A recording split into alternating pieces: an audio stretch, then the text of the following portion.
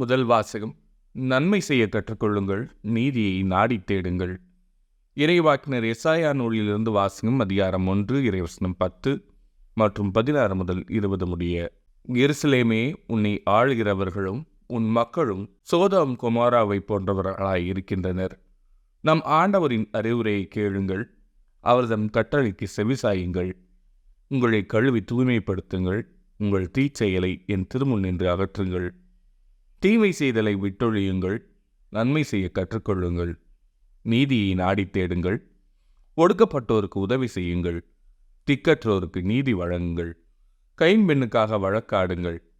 வாருங்கள், இப்போது நாம் வழக்காடுவோம் என்கிறார் ஆண்டவர். உங்கள் பாவங்கள் கடுஞ்சிவப்பாய் இருக்கின்றன, எனினும் உறைந்த பனி போல அவை வெண்மையாகும். இரத்த நிறமாய் அவை சிவந்திருக்கின்றன, எனினும் பஞ்சை போல் அவை வெண்மையாகும். மனமு வந்து நீங்கள் எனக்கு இணங்கி நடந்தால் நாட்டின் நற்கனிகளை உண்பீர்கள். மாறாக இணங்க மறுத்து எனக்கு எதிராக கிளர்ந்தெழுந்தால் திண்ணமாய் வாழுக்கு இரையாவீர்கள். ஏனெனில் ஆண்டவர் தாமே இதை கூறினார். இது ஆண்டவரின் அருள்வாக்கு. இறைவா, உமக்கு நன்றி. பதிலுரை பாடல். தம் வழியை செம்மைப்படுத்துவோர் கடவுளின் மீட்பை கண்டடைவர். நீங்கள் கொண்டு வரும் பழிகளை முன்னிட்டு நான் உங்களை கண்டிக்கவில்லை. உங்கள் எரிபடைகள் எப்போதும் என் முன்னிலையில் உள்ளன.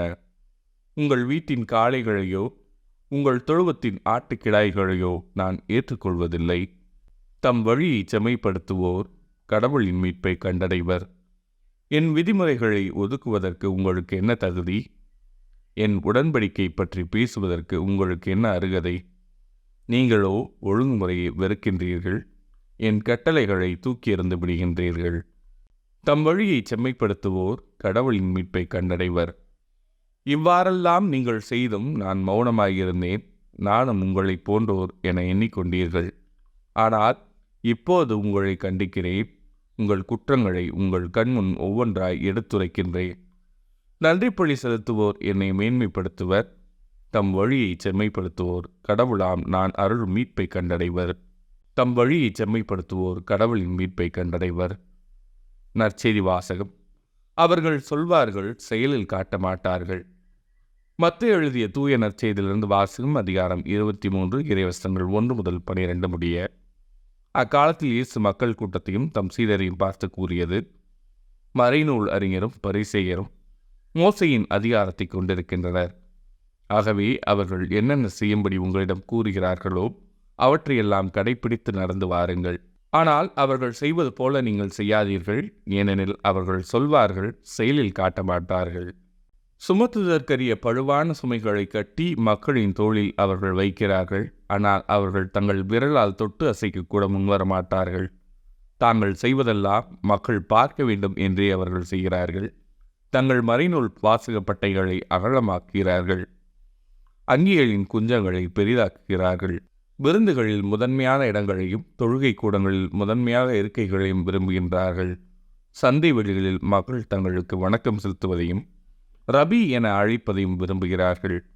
ஆனால் நீங்கள் ரபி என அழைக்கப்பட வேண்டாம், ஏனெனில் உங்களுக்கு போதகர் ஒருவரே. நீங்கள் யாவரும் சகோதரர் சகோதரிகள். இம்மண்ணுலகில் உள்ள எவரையும் தந்தை என நீங்கள் அழைக்க வேண்டாம், ஏனெனில் உங்கள் தந்தை ஒருவரே.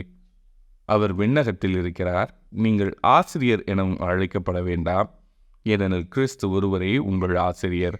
உங்களுள் பெரியவர் உங்களுக்கு தொண்டராக இருக்க வேண்டும். தம்மை தாமே உயர்த்துகிறவர் எவரும் தாழ்த்த பெறுவார், தம்மை தாமே தாழ்த்துகிறவர் எவரும் உயர்த்த பெறுவார்.